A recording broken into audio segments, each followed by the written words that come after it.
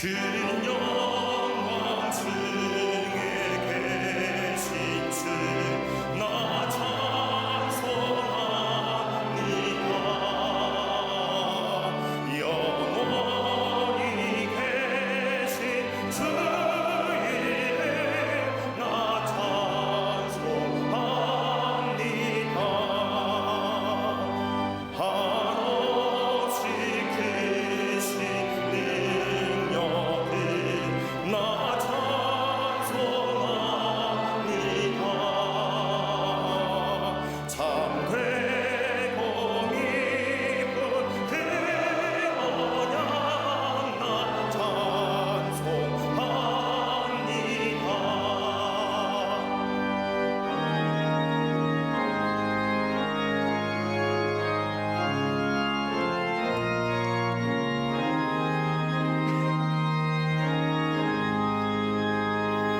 온 천지 창조하시던 그 말씀이 있어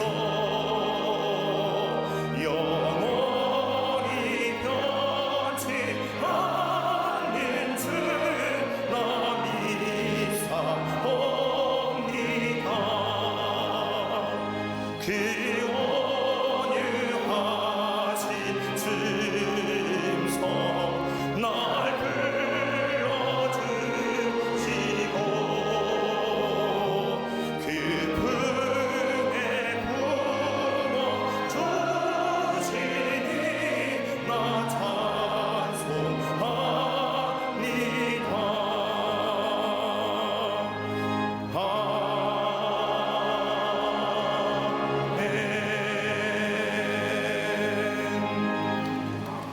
교독문 77번 요한복음 3장을 교독하겠습니다. 하나님이 세상을 이처럼 사랑하사 독생자를 주셨으니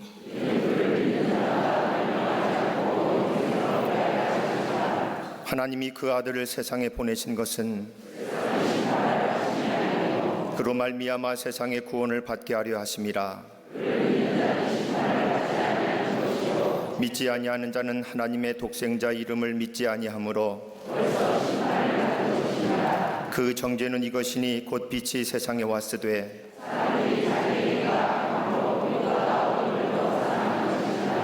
악을 행하는 자마다 빛을 미워하여 빛으로 오지 아니하나니 진리를 따르는 자는 빛으로 오나니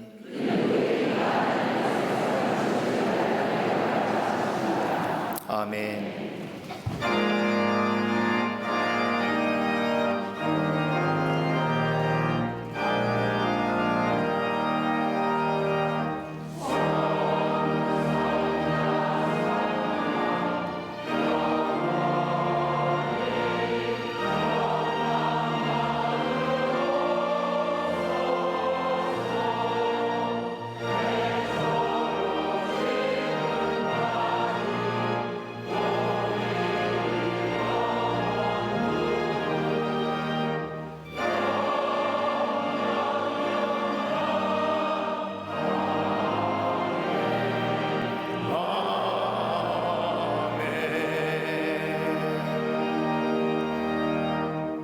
전능하사 천지를 만드신 하나님 아버지를 내가 믿사오며 그 외아들 우리 주 예수 그리스도를 믿사오니 이는 성령으로 잉태하사 동정녀 마리아에게 나시고 본디오 빌라도에게 고난을 받으사 십자가에 못 박혀 죽으시고 장사한 지 사흘 만에 죽은 자 가운데서 다시 살아나시며 하늘에 오르사 전능하신 하나님 우편에 앉아 계시다가 저리로서 산자와 죽은 자를 심판하러 오시리라. 성령을 믿사오며 거룩한 공회와 성도가 서로 교통하는 것과 죄를 사하여 주시는 것과 몸이 다시 사는 것과 영원히 사는 것을 믿사옵나이다. 아멘.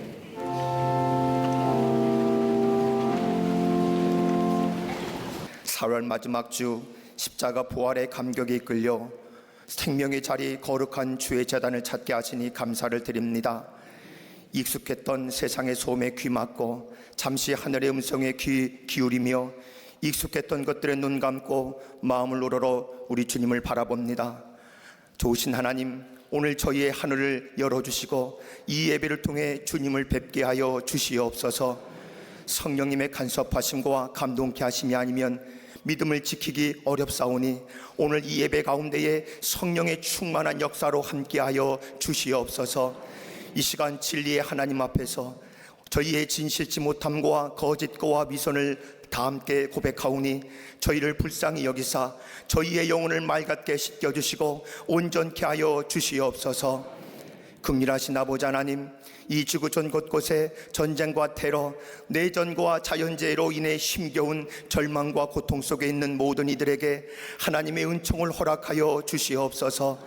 더 이상 이 지구촌에 피 흘림의 무고한 희생이 없게 하시고 십자가 은혜가 마중물이 되어 온 인류가 교만과 이기심의 높은 담을 헐고 십자가 아래서 한 형제자매로 살게 하여 주시옵소서. 이 민족의 주인이 되신 하나님, 하나님의 통치를 갈망하는 나라, 그 뜻을 받아들이는 이 나라가 되게 하여 주시옵소서. 이 나라를 주의 자녀 삼아주시고 전능자의 날개 아래 품어 주시옵소서. 광야와 같이 험한 역사를 통과하게 하시고 생명과 존귀와 영광이 오직 주께 있음을 아는 민족 되게 하사 날마다 주의 이름을 부르며 하나님께로 돌아오는 이 백성들이 되게 하여 주시옵소서.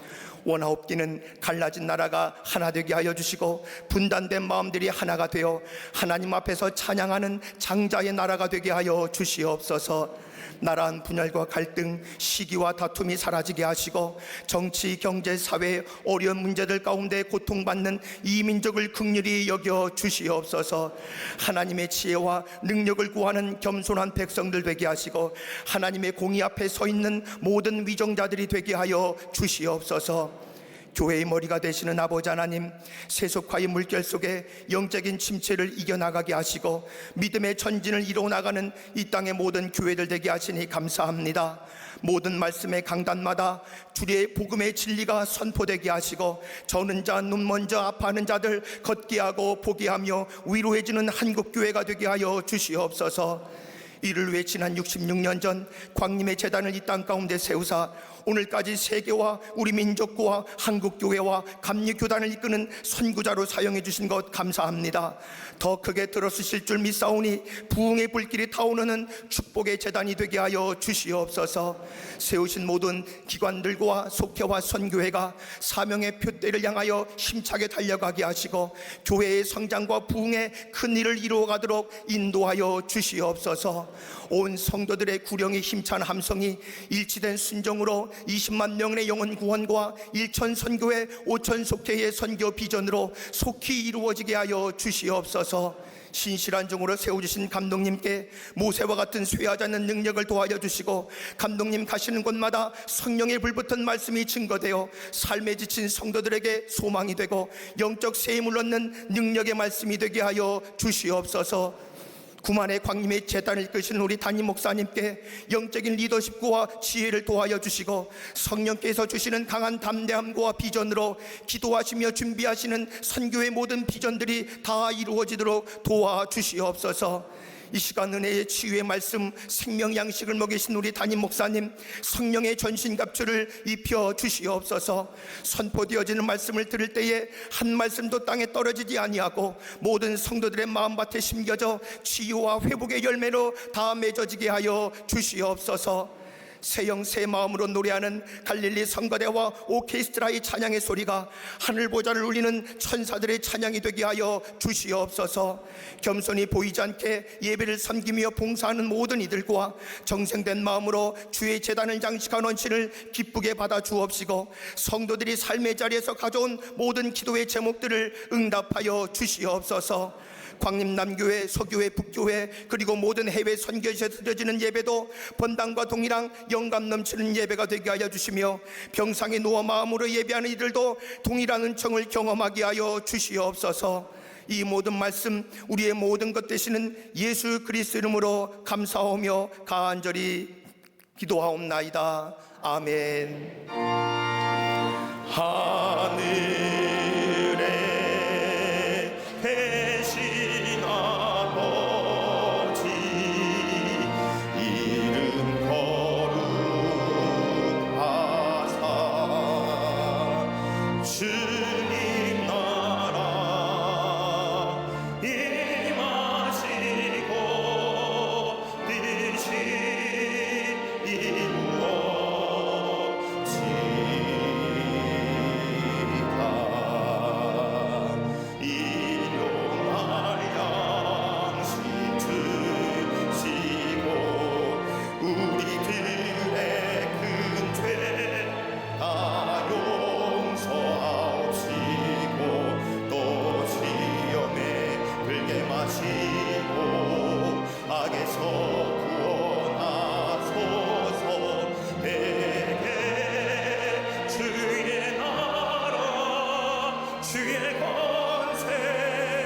주의 영광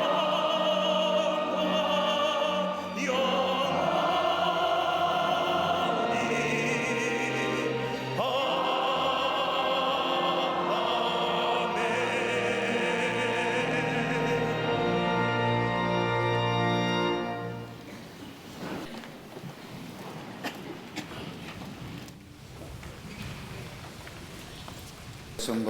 죄송합니다.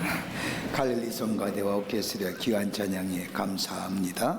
고맙습니다. 나른한 오후였는데 제가 아는 목사님 한 분이 메일을 보내면서 목사님 나른한 오후신데 한번 웃어보세요라고 메일을 보낸 내용이 하나 있습니다. 그거 보고 한참 웃었습니다. 그 내용이 뭐냐, 초등학교 3학년 학생들에게 문제를 냈다고 합니다. 술에 취해 거리에 큰 소리를 지르거나 노래를 부르는 것을 사자성어로 무엇이라 할까요? 그러면서 힌트를 주기를 마지막 글자는 가로 끝난다고 했습니다. 그랬더니 아이들이 각양각색의 답을 내놓았다고 합니다. 고음 불가, 이럴 수가,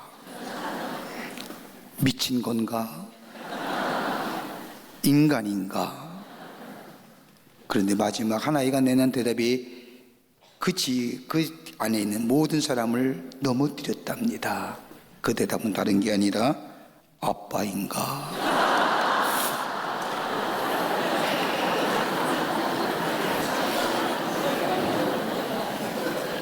나를 잘 알고 있는 사람이 내 이름 말고 나를 부를 때 어떤 이름으로 어떤 것으로 부를까? 오늘 본문에 나오는 안디옥에 사는 사람들, 특별히 안디옥 지역에 사는 예수를 믿는 사람들에게 안디옥 사람들이 지어준 특별한 이름이 하나 있습니다.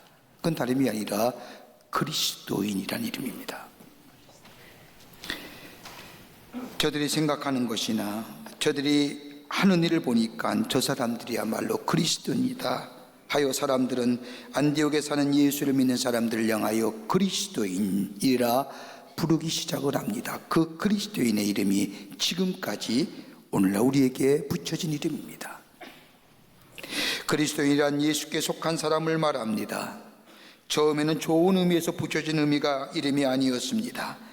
그냥 저 사람들은 저런 사람들이야 했지만 안디옥에 사는 예수를 믿는 사람들에게는 그리스도인이란 이름은 저들에겐 중요한 의미로 다가옵니다.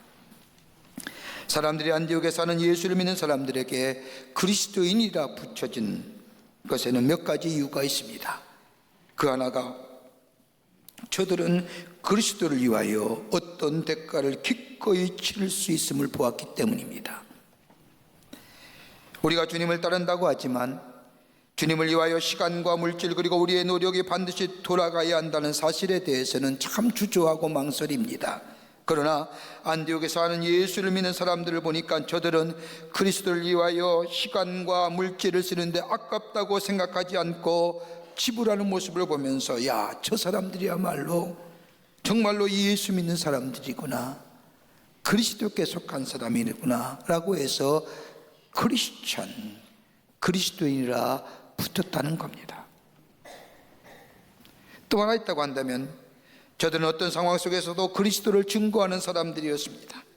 힘이 들 때도 기쁠 때에도 좋을 때에도 어떤 상황 속에 있어도 저들의 입에서는 주님이 하셨습니다 라고 고백하는 사람들이었다는 겁니다.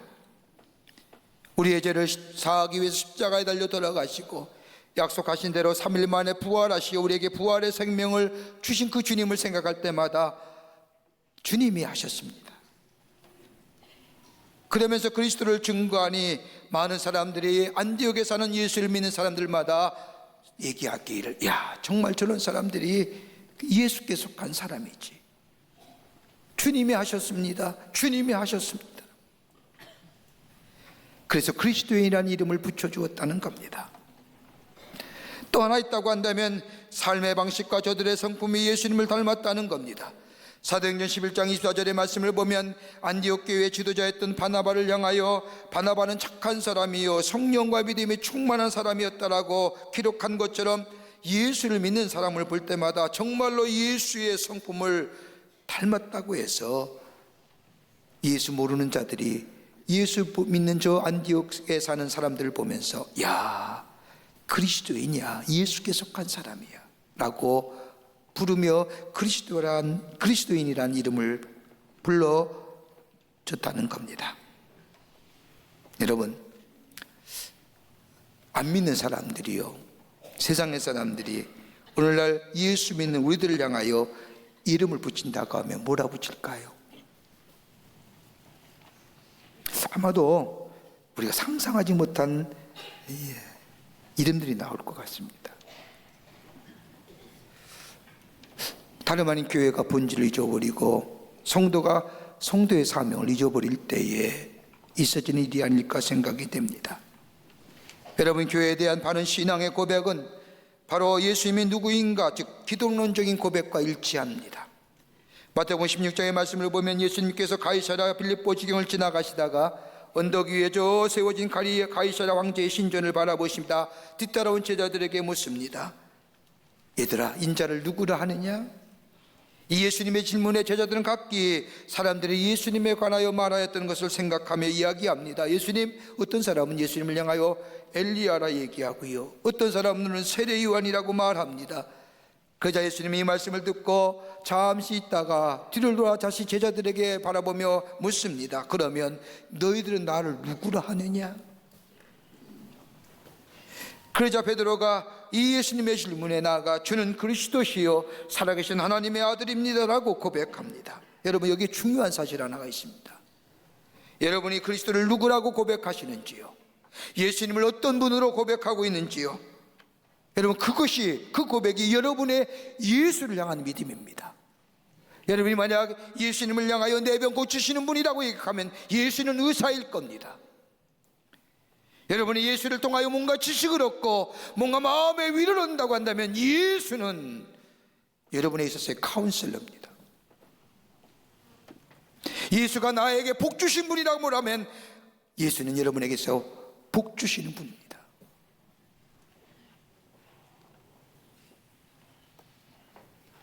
예수를 통하여 인권을 찾고 억울한 한을 풀고자 하면 예수님은 사회봉사가일 겁니다. 그러기에 교회에서 가장 중요한 것이 있다고 한다면 내가 믿는 그리스도가 누구냐라고 하는 이 질문에 대답할 수 있어야 됩니다. 여러분, 여러분이 묻는 그리스도가 여러분에게는 어떤 분입니까? 베드로는 이 예수님의 질문 앞에 주는 그리스도시요 살아계신 하나님의 아들이라고 고백합니다. 주, 나의 모든 것의 주인 되십니다. 그리스도, 우리에게 구원자 되십니다. 메시아, 하나님의 아들이십니다. 교회의 생명은 다른 것이 아니라 이런 고백 아래 예수 그리스도의 성품을 닮아갈 뿐만 아니라 복음을 전하는 공동체의 모습으로 살아가게 될 때에 저 세상의 사람들, 저 세상에 속한 사람들이 우리에게 그리스도인, 예수께 속한 사람이구나, 예수를 믿는 그리스도를 향한 로마의 핍박을 피하여 저 흩어져서 안디옥에 정착한 예수를 믿는 사람들이 왜 예수님이야말로 나의 삶에, 나의 모든 것에, 나의 모든 성품으로나 증거할 수밖에 없는 자들이 되었는가요? 오늘 본문의 말씀을 통해서 함께 말씀을 나누며 은혜 받기를 원합니다. 첫째는 주님의 명령이었기 때문입니다. 자신들을 구원하신 예수님께서 말씀하신 명령이었기 때문이었습니다. 안디옥 교회 그리스도인들은 주님의 십자가의 구원과 부활을 생각할 때마다 죄와 형벌 그리고 저주를 받아 영원한 심판 가운데 살 수밖에 없던 나를 죄가 없인 예수님께서 이 땅에 오셔서 내가 받아야 할 저주와 진노를 당하시고 죽은 것에 대한 그 은혜와 사랑 생각할 때마다 기쁨과 감사가 넘친 사람들이었습니다. 내가 죽어야 되는데 나를 살리신 예수님, 난 이제 새롭게 새로운 생명으로 제 인생 산다고 고백했던 저 안디옥 교회 사람들, 자신의 죄를 대신하여 죽으시고 부활하신 예수님께서 이 놀라운 복음, 너만의 복음이 아니라 너만 간직할 것이 아니라 다른 사람에게 이 복음을 전하라고 하는 이 예수님의 마지막 명령, 그러게 저들의 삶을 통하여 저들의 입을 열 때마다 이 예수님의 명령에 순종하여 복음을 전했던 겁니다. 여러분, 어떤 사람도 신세 지는 것을 좋아하는 사람은 없을 겁니다. 신세 지면 갚아야 하기 때문이지요. 근데 정말 아무도 나에게 구원하여 줄 수 없는 상황에서 누군가 나를 대신하여 희생을 치르고 죽음까지 각오하면서 나를 도와주면서 이야기하기를, 당신의 삶으로만 끝나지 말고 당신이 받은 그 사랑을 당신과 같이 어려운 사람들에게 나누어 주시오라고 이야기한다면 아마 거절할 사람은 없을 겁니다. 여러분, 초대교회 안디옥교회 성도들이나 그 밖에 초대교회 성도들 가만히 보십시오. 죄의 무서움을 알았습니다. 죄의 형벌이 얼마나 무서운지 알았습니다. 예수님이 우리의 죄를 대신하여 저 십자가에 못 박기 전에 저 끌려가시어 로마의 병정에 이리저리 끌려다시며 채찍에 맞으시는 그 모습 보며 죄의 형벌이 얼마나 무서운지요. 아, 죄 지면 저는 자유가 없구나. 저렇게 채찍 맞아 고통당합니다. 그러면서 죄의 무서움을 다시 한번 깨닫습니다. 더 나아가 죄의 저주가 어떤 것인가 압니다. 예수님이 십자가에 달려 돌아가시며 죽으신 그 모습을 보면서 죄 지면 죄의 싹은 사망이구나. 우리 예수님이 나의 죄를 위하여 대신하여 죽으셨구나. 아, 죄 지면 죽어야 죽음이야. 그러기에 예수 그리스도의 십자가와 부활이야말로 저들에겐 너무나 소중한 겁니다. 그러기에 십자가를 바라볼 때마다 하나님의 놀라운 은혜와 사랑을 경험하게 됩니다.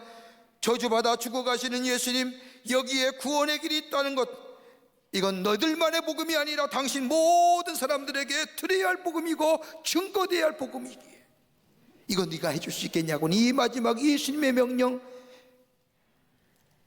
안디옥 교회는 참으로 어려운 교회 있지 않습니까? 핍박과 박해를 피하여 도망와서 세운 교회가 안디옥 교회입니다.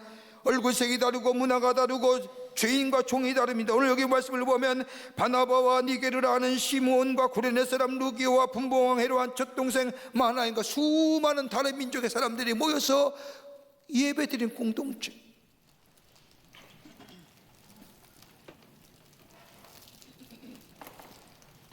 박해를 피하여 도망한 공동체기에 피난민들이고 먹고 살기가 바쁜 사람들이었습니다. 그럼에도 불구하고 저들 많은 생존의 문제와 더불어 급한 문제가 있었지만 생존보다 더 중요한 것이 있었다면 영원히 영벌로 죽을 수밖에 없는 우리를 구원해 주신 주님이 마지막으로 우리에게 말씀하신 부탁이요 명령이기에 삶의 우선순위가 되지 아니하면 저들은 살 수 없었기에 복음을 전하는 일을 중단하거나 포기하거나 양보하지 않았던 겁니다.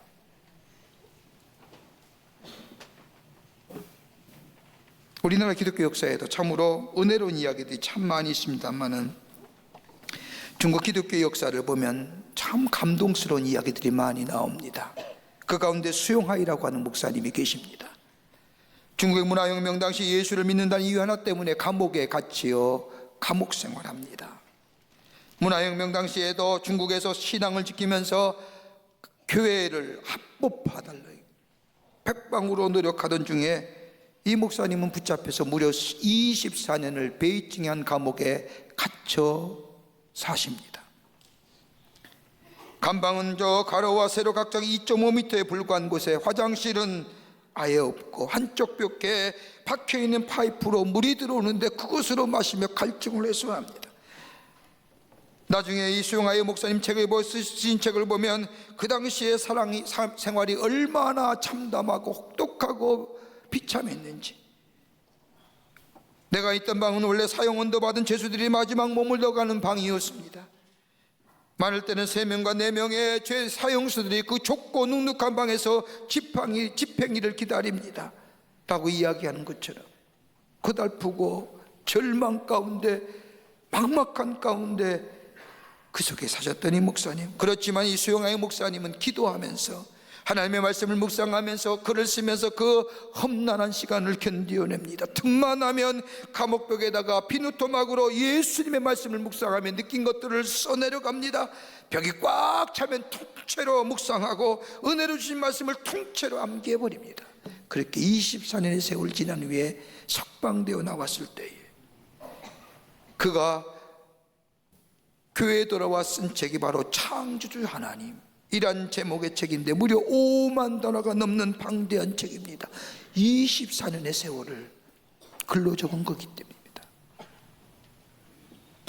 이런 수용하의 목사님에게 어떤 한 사람이 와서 묻기를, 목사님 어떻게 하여 그 어려운 그 혹독한 시간을 보내실 수 있었습니까? 라고 묻자 이 목사님이 대답하기를, 예수님의 십자가를 바라보면서 아무런 죄가 없인 예수님께서 나의 죄를 위하여 고난당하신 그 모습을 생각하며 견디었습니다. 예수의 부활하심을 바라보면서 나 또한 부활할 것을 믿고 그 죽음의 어두운 권세 앞에 넉넉히 이기었습니다. 그리고 예수님의 십자가와 부활을 통하여 나타나신 그 하나님의 생각, 사랑, 그 예수 그리스도의 사랑과 자비하신 마음에 견색이며 견디어냈습니다. 여러분, 이 수용하의 목사님의 이 복음 증거, 삶으로 증거하는 모습, 그가 그런 모습을 통하여, 여러분 지금 중국의 교회 그리스도인이 몇 명인 줄 아십니까? 1억 2천만 명입니다.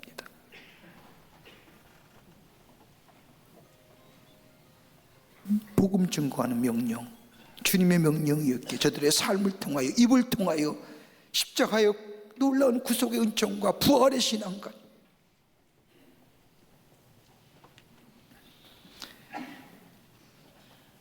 명령에 순종하는 삶이었다. 두 번째는 복음의 빚진 자였기 때문입니다. 저들의 생명을 걸고 복음을 전했던 것은 다름이 아니라 복음의 빚진 자였기 때문이었습니다. 복음의 빚진 자였기에, 빚을 진 자였기에 복음을 전하기에 주저하지 않았던 겁니다. 초대교회부터 전해들은 이 복음, 값비싼 대가를 치르면서 이 복음이 우리에게 전해지지 않았더라면 우리에게 참된 영광과 소망의 기쁜 소식이 우리에게 전해지지 않았을 것을 알았기에, 누군가가 피를 흘리면서 순교했기에, 복음을 위하여 값비싼 희생을 치렀기에 오늘 우리에게 이 복음이 왔다는 사실을 알았던 이들은 복음의 빚진 자의 마음 가지고, 빚을 졌기에 갚아야 된다는 마음 가지고 예수 그리스도의 십자가의 구원과 부활을 전했던 겁니다. 여러분, 19세기 초기에 조선이란 땅은 그리 알려진 땅이 아니었습니다. 중국과 일본은 알려진 땅이었지만 조선반도는 알려진 땅은 아니었습니다. 이 조선 땅은 죽음의 땅이었고 어둠의 땅이었으며 세계 사람들은 이 땅을 향하여 말하기를 갈 수 없는 땅이라고 불렀습니다. 그런데 파란 눈의 복음의 증거자들이 이 땅에 와 하나님 나라의 복음을 증거합니다. 토마스란 선교사는 어둡고 죽음의 땅이라고 불려진 이 땅에 들어와 정진방도와 백령도에서 2달 동안 복음을 전했다가 대동강에서 목 베어 죽습니다. 또 어떤 파란 눈을 가진 복음의 빚진 자는 이 땅을 밭을 짓진 지 한 달 만에 자신의 아이가 죽고, 사랑하는 아내가 죽는 어려움 가운데서도 그들이 이 땅에 복음을 전할 수 있던 것은 다름이 아니라 자신들은 복음의 빚진 자라고 하는 거예요. 빚 갚아야 된다는 거예요. 여러분, 여수에 가면 애양원이라는 곳이 있습니다. 가보신 분들이 계실 겁니다. 우리 애양원 하면 그곳에서 목회하시던 손영한 목사님을 생각하지만은, 여러분, 애양원의 시작은 복음의 빚진 자, 이 땅에 하나님 나라의 복음을 전했던 미국인 선교사인, 여자 선교사인 엘리제 쉐핑이란 한국 이름으로는 서서평 선교사로부터 시작되었습니다. 그가 17년간의 조선 땅의 선교사역을 마치고 안신령을 맞이하여 미국에서 보내고 다시 조선 땅으로 돌아올 때에 그녀의 상황은 절망이었습니다. 미국에서 찾아온 대공황으로 인하여 경제는 어려웠고, 많은 교회들이 경제적인 이유 때문에 선교에 대한 열정이 식어지는 그때 이 서서평 선교사는 절망의 마음을 가지고 다시 이 조선 땅에 걸음을 걸어 찾아옵니다. 조선 땅에 돌아온 이 서서평 선교사는 미국인 선교사라고 하는 자존심을 내려놓고 그때부터 한복에 고무신을 신고 저 꽁보리밭에 밥에 된장국을 말아 먹으면서 복음을 전합니다. 그러던 중에 선교사역을 함께하던 동료 선교사가 아프다는 이야기를 듣고 병문안을 가던 도중에 길가에 쓰러진 한 사람을 발견하여 그를 돌보는데 그 사람은 다른 게 아니라 한센병 환자였습니다. 그때부터 이 서선교사의 한센병 돌봄이 시작이 됩니다. 한국 사람들에게 의해서 버려진 한국 사람, 그뿐 아니라 일본의 제국주의자든 조선 땅에 한센병을 없앤다는 미명 아래 한센병 걸린 여성들에게 강제로 불임시를 시대던 그 잔혹성에, 부당함에 이 서선병 선교사는 한센병 환자들과 서슬이 푸른 조선통정부 앞에 찾아가 부당함을 호소하지요. 이 땅의 괴로움과 고통 속에 사는 사람들을 위하여 한국 사람이 버린 한센병 환자들을 모아다가 저들의 아픔과 고독과 외로움을 함께합니다. 이것이 바로 애양원의 시작입니다. 복음의 빚진 자라는 거예요. 복음의 빚을 졌기에 이 복음을 갚기 위하여, 이 복음을 전하기 위하여 죽음의 땅이요 어둠의 땅이요 갈 수 없는 땅이라고 하니 작은 조선반도에 들어와 그리스도의 복음을 삶으로 증거했다. 복음의 빚진 자의 마음. 여러분 50년 60년만 해도 이 땅의 백성들이 우리가 얼마나 비참했습니까? 희망이 없었지요. 질병에 걸리면 죽는 수밖에 없었습니다. 그러나 치유와 회복과 함께 이 민족의 백성들에게 생명을 위하여 진정으로 찾아야 할 것이 무엇인가를 가르쳐 주었던 사람들, 그것이 복음인 줄 알고 그 복음을 전하며, 그러기에 이 복음이 오늘 우리에게도 와 우리가 하나님을 향하여 아바 아버지와 부른다, 하나님 앞에 나아갈 수 있는 놀라운 은혜, 이렇게 본다면 우리 또한 복음의 빚진 자는 아닌가요? 미국의 역사학자인 앤드류 월스 박사라는 사람이 이야기하기를 다른 종교들의 경우에 하나같이 발생지가 지금까지 중심지로 남아있어 사람들에게 참배의 대상이 되고 순례의 장소가 되어 있다는 겁니다. 여러분, 이슬람을 믿는 무슬림들의 최고 소원이 뭐냐? 저 이슬람의 발원지인 메카 가는 겁니다. 그래서 그 돈 거기 가기 위해서 돈을 모으지요. 평생의 소원이 메카에 가는 겁니다. 여러분, 불교는 어떠세요? 불교의 중심에 시작한 것이 저 극동지역인데 여전히 종교의 중심지로 남아 있습니다. 힌두교는 어떠한지요? 인도의 제1의 종교지만 여전히 힌두교는 저 인도의 중심지로 자리 잡고 있습니다. 그런데 기독교는 어때요? 없어요.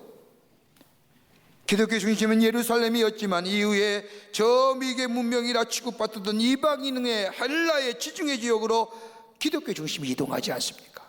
거기에 수세기 동안 그 상태를 유지하다가 또 다른 미개인이라 취급받던 북유럽으로 이동하고 그들의 문화와 저들의 사회와 저들의 정치뿐만 아니라 저들의 삶에 지대한 영향을 미쳤다가 또다시 저 북미로 이동하고 북미의 모든 삶의 모든 문화의 모든 사회의 근간을 이다가 이제는 어디로 가요? 복음이 이동되잖아요. 아프리카나 남미로 가잖아요. 지금도 여러분 1900년만 해도요 저 아프리카의 기독교 수는 1%밖에 되지 않았습니다. 지금은 많게는 30%까지 잡습니다. 왜요? 이유를 묻습니다. 이때 닥터 월스가 얘기하기를 다름이 아니라 기독교의 중심에는 낮아짐이 있기 때문에, 십자가의 앞에 낮아짐이, 그리고 그 낮아짐은 나로 하여금 우리로 하여금 복음의 빚진 자라고 하는 마음. 바울이 로마서 1장 17절에 말하기를 헬라인이나 야만이나 지혜 있는 자나 어리석은 자에게 다 내게 빚진 자라. 그리고 16절 말씀에 와서는 내가 복음을 부끄러워하지 아니하노니 이 복음 모든 믿는 자에게 구원을 주시는 하나님의 능력이 됨이라. 첫째는 유대인에게요 또한 헬라인에게다. 그 당시에 유대인과 헬라인밖에 없었으니까요 세상의 모든 사람이 다 예수 그리스도의 복음을 들어야 할 그 복음의 빚진 자의 증거할 사명이 내게 있다. 안디옥 교회 성도가 그렇습니다. 복음의 빚진 자라는 마음. 그것이 입을 열어 복음을 전하며 예수를 증거하는 삶. 그렇게 많은 사람들이 예수께 속한 사람이라. 끝으로 미래의 풍요로움을 위한 일이었습니다. 주님의 말씀의 순종은 미래의 풍요로움을 위한 일입니다. 예수 믿는 사람들의 공동체를 이루면서 복음의 빚진 자로서 살았던 저들은 그리스도를 통하여 누리는 이 풍요로움, 예수 믿어 누리는 풍요로움을 나만 누리는 것이 아니라 모든 민족에게, 모든 백성에게 이 풍요로움이 전해질 수 있다고 한다면, 여러분, 우리나라가 누리는 풍요로움 어떤 것이었습니까? 과거에 우리 아버지와 우리 어머니, 할아버지와 할머니들이 어려움 가운데서 복음을 위하여 생명을 바쳤고, 우리의 믿음의 사람을 기르기 위해 먹지도 못하고 입지도 못하며 하나님 앞에 엎드려 기도했던, 그리고 하나님 앞에 드려진 헌금 꼬깃꼬깃하여 그 헌금을 다림질로 타려가며 하나님 앞에 드렸던 그 순수하고도 아름다운 모습. 어떤 수필가가 자신의 어머니를 생각하며 쓴 수필을 보면서 제 마음에 큰 감동으로 다가왔. 이 어머니는 서울에서 시장에서 좌판을 밟고 장사를 하는데 생선을 떼다 팝니다. 새벽 일찍 첫 기차 경인선 기차를 타고 서대복구에 내려가서 생선을 떼려고 하면 다라를 가져가야 되니까, 큰 다라, 지금 다라가 일본 말입니다만, 그 고무 큰 걸 갖고 가야 되니까 이거 안 실어주는 거예요. 그래서 우깁니다. 사람도 없는데 사람이 있으면 안 타겠냐고 우겨서 타고 서대포구에서 생선을 따고 생선을 가득 싣고 또 신으려고 하면 차장이 통금 열차인데 냄새 난다고 타지 말라고, 그래도 악착같이 타고 와서 시장에도 좌판을 놓고 파는 거예요. 예수 믿었기에 소망을 하나님에 두고 예배시키면 저 차가운 저 교회바닥에 엎드려서 하나님 앞에 몸부림치며 기도하지요. 어깨에 무거운 짐, 나라를 위해서, 민족을 위해서, 자신의 자녀들 위해서 그렇게 몸부림치며 기도했던 그 기도가 그 수필가의 표현이면 나를 만들었다는 거예요.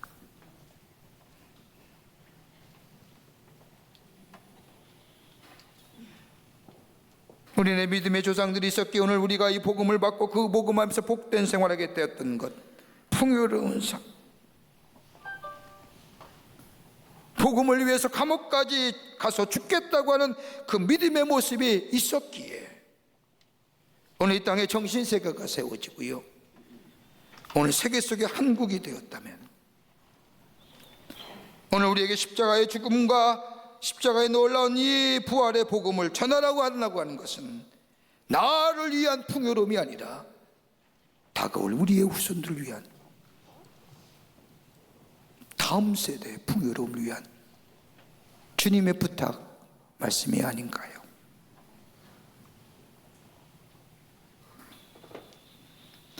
자신들의 본만의 복음이 아니라 온 세상의 사람들이 되어야 할 복음이기에 이 복음은 풍요로움을 가져다 주기에 예수 믿으면 구원함과 영생과 더불어 내 삶의 풍성함의 역사가 열매가 맺어지는 이 놀라운 복음의 능력, 복음의 축복을 땅끝까지 전하기 원했던 이 안디옥 교회 성도들, 이 하나님의 거룩한 뜻의 공동체 어떻게 이루어졌나요? 그냥 저절로요? 오늘 성경에는 귀한 사실을 얘기하죠. 그 하나가 뭐냐? 예배 드리는 공동체였다는 겁니다. 예배가 살아있는 교회입니다. 13장 2절의 말씀을 보면 주를 섬겨 금식할 때 성령이 이르시되 내가 불러 시키는 일을 위하여 바나바와 사울을 따로 세우라 하시니, 주를 섬긴다는 게 뭘까요? 이들이 섬긴다는 것은 무엇으로 가능케 할까요? 하나님 앞에 예배 드리는 겁니다. 그 앞에 뭐라고요? 금식했다는 겁니다. 금식하는 건 뭐예요? 생명 거는 거예요. 다시 말해 예배에 생명 걸었다는 거예요. 하나님 앞에 예배를 정성껏 영적인 교제가 살아있는 교회였다는 겁니다. 영적인 감각을 놓치기 안해서 예배에 집중했다는 겁니다. 여러분, 물질이 전부가 아니지 않습니까? 물질을 머리에 쌓아두고 있는 것이 아니라 자신의 것들을 팔아 사도 앞에 놓아두고 그 물질을 통하여 예수 그리스도의 복음이 널리 전파되기를 원했던 이 안디옥 교회 성도들, 그러기에 주님의 뜻을 구하고 주님 앞에 온전히 드려지는 삶이 되기 위해서 저들이 최선을 다했는데, 그 최선의 다함이 뭐예요? 예배에 집중했다는 거예요. 하나님 앞에 드린 예배, 주님의 음성에 민감하게 귀 기울이며 그들의 모습에 주님이 응답하는. 여러분, 예배 드릴 때에 주의 음성 듣는 겁니다. 예배 드릴 때 말씀을 통하여 위로함을 받고요, 말씀을 예배 드릴 때 우리 안에 기쁨이, 새로운 용기가 있어지게 됩니다. 안디옥 교회 성도들은요, 예배하는 거예요. 또 하나 있습니다. 하나님의 명령에 순종하는 교회였습니다. 13장 이전의 말씀을 보면 주를 섬겨 금식할 때에 성령이 가라사대 내가 불러 시키는 일을 위하여 바나바와 바울을 따로 세우라 하시니, 바나바와 사울을 따로 세운다는 것은 이제까지 함께 했던 선교의 사역을 나눠서 하라는 겁니다. 따로 하라는 겁니다. 당시 안디옥 교회는요, 예루살렘 교회가 흉년이 들었을 때에 이 안디옥 교회가 중심으로 많은 교회들이 정성껏 선교 헌금을 모아서 바울을 통하여 저 예루살렘 교회에 전달하고 왔던 때입니다. 힘에 붙이도록 했습니다. 그런데 성령께서 말씀하는 거예요. 야, 바울, 바나바를 따로 세워서 하나님 나라의 복음을 전하게 해라. 따로 세운다는 것은 여태까지 했던 시너지 효과, 함께 복음을 전했던 효율성, 가성비 뭐 이런 거죠. 나누라는 거예요. 그러면 뭐예요? 안디옥 교회가 다 책임져야 되는 거예요. 좀 전만 해도 힘에 붙이게 했는데, 하나님의 사역에 저 예루살렘 교회를 돕는 데 힘에 붙이게 했는데, 이제는 성령에 이제 나누어서 각자 나가 복음을 전하는데 너희가 저들을 위하여 책임지고 뒤에서 후원하고 기도하라는 겁니다. 웬만하면 어떻게 해요? 못해요. 그럴 겁니다. 그런데 안디옥 교회는 어떻게 합니까? 오늘 본문의 말씀을 보면 성령의 음성에 순종하며 그 다음에 뭐예요? 기도하고 금식했더라. 주의 말씀 듣고 기도와 금식했다는 겁니다. 이 기도와 금식은 어떤 의미일까요? 안 됩니다, 못합니다, 할 수 없습니다라고 기도하고 금식했을까요? 여러분, 우리가 드리는 기도가 어떤 기도인지요? 혹 이런 기도는 아니십니까? 하나님의 보좌를 흔들어 움직여서 나의 뜻과 나의 바람을 간철하는 기도는 아닌지요? 여러분, 그건 기도가 아닙니다. 기도한다는 것은 하나님의 뜻과 생각은 온전하신데 나의 뜻과 내 생각이 하나님의 뜻과 하나님의 깊은 생각을 따라가지 못하기에 주님의 뜻, 주님의 생각을 따라갈 수 있게 나를 변화시켜 주시옵소서. 이게 기도예요. 이 기도에 응답되는 게 뭐예요? 따라갈 수 있게 하시는 거예요. 순종하게 하는 게 하시는 거예요. 어떤 어려움이 있어도 주님의 뜻에 합당하게 따라가는 거예요. 안디옥 교회 성도들은 바울과 바나를 따로 세우라는 이 얘기에 자신의 형편에는 하나님의 뜻과 생각에 순종할 수 없지만 하나님의 뜻과 생각은 온전하시기에 나를 죽이고 하나님의 뜻과 생각을 따라갈 수 있도록, 순종할 수 있도록 뭐예요? 기도하고 금식한 거예요. 여러분, 교회가 커서 큰일이라는 거 아닙니다. 우리 교회가 할 일이 참 많이 있습니다. 몽골에 제2선교센터가 지어지고요, 블라디보스톡에 선교센터가 짓고요, 다음 주간부터 저 수도원의 성전의 리모델링이 시작이 되고요, 곳곳에 성전 안에 여러 가지 많은 공사들이 이루어지며 솔트 프로그램이나 라이트 프로그램이나 구제헌금, 선교 돕는 일 너무너무 감당하기가 쉽지 않아요. 교회가 커서 감당해요? 아니에요. 기도하면서 하나님이 제게 그런 음성 주신 거예요. 참 답답하고, 하나님 어떡해요? 어떻게 하면 좋겠습니까? 하나님 어떻게 하면 좋아요? 새벽에 나와서 기도하는 가운데 하나님이 제게 그런 성령께서 음성 주시. 야, 너 언제 선교할 때 좋았던 여건과 상황이 있었냐? 그때 제 마음속에 내 주님, 좋았던 여건 상황 한 번도 없었습니다. 넉넉한 적 한 번도 없었습니다. 그때 성령이 제 마음속에 그래도 이제껏 해왔지 않냐? 그 다음에 주님, 네가 하냐? 내가 하지. 그 음성에 순종하는 거예요. 주님의 말씀에 순종하는 거예요. 여기에 복음의 확장성이 일어나고요, 구원의 지평선이 있는 거죠. 하나님 복음의 빚진 자로 주의 음성에 순종하며 우리의 믿음의 선조들이 이 땅에 풍요로움을 주기 위해서 저들이 복음을 증거한 것처럼 우리 또한 예수 그리스도의 복음을 전하며 주의 말씀에 순종하며 사는 우리가 될 때 우리 안에 풍요로움도, 우리의 다가올 세대에 주의 주시는 풍요로움의 축복이 이 땅과 이 백성 위에, 우리의 가정과 우리의 자녀들, 우리의 후손들 위에 있어지게 될 줄 믿습니다. 이 믿음으로 승리하시는 여러분과 저와 되시기를 주의 이름으로 축원합니다. 하나님 감사합니다. 저희들 주께서 사용하여 주셔서 하나님의 귀한 백성 삼으시며 복음의 증거자로 세워주심에 감사합니다. 복음의 빚진 자로 주의 말씀에 순종하며 아버지 하나님, 내가 누린 이 복음의 풍요로움을 다른 사람에게 전할 수 있는 저희들이 되게 하여 주시옵소서. 성령이 도우시고 인도해 주실 줄 믿으며 예수님의 이름으로 기도하옵나이다. 아멘.